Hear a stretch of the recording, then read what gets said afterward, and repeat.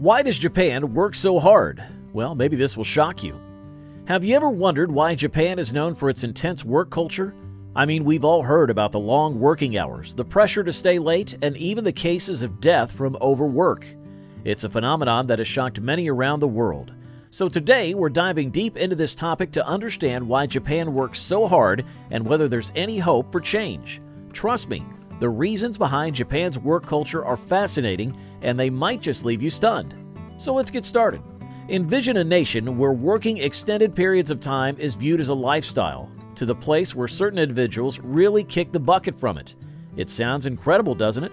But in Japan, this is a grim reality. The term karoshi, meaning death by overwork, is a chilling reminder of the extreme work culture prevalent in the country. But why are people pushing themselves to such limits? And more importantly, can this situation be fixed? Today, I'll unravel the secrets behind Japan's work culture, and trust me, what you'll discover might just shock you. Japan has quite possibly the longest working hour on the planet, with almost a fourth of its organizations expecting representatives to work over 80 hours of extra time each month. Shockingly, these extra hours are often unpaid. This grueling schedule is driven by the infamous figure known as the salaryman. The salaryman is not just an employee, he embodies loyalty to his company, expected to dedicate his entire career to a single firm.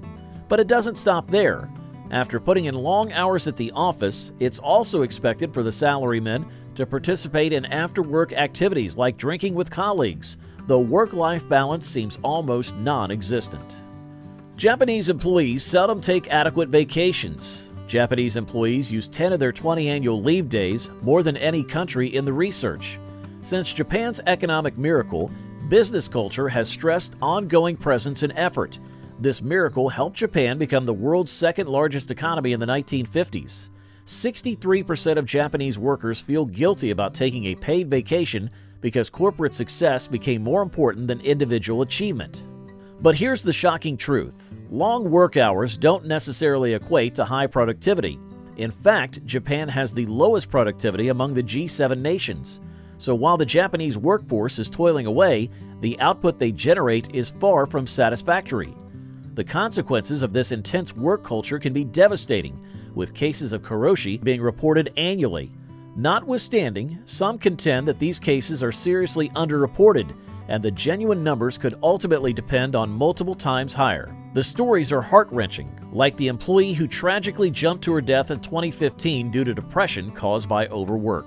These incidents have sparked calls for change, both within the government and companies themselves. Presently, we should discuss the endeavors being made to address this emergency.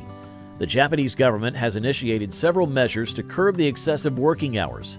They've thought about making it obligatory for representatives to take no less than 5 excursion days a year and executing a rest period between the finish of one day and the beginning of another. Additionally, new public holidays such as Mountain Day have been introduced to promote leisure time.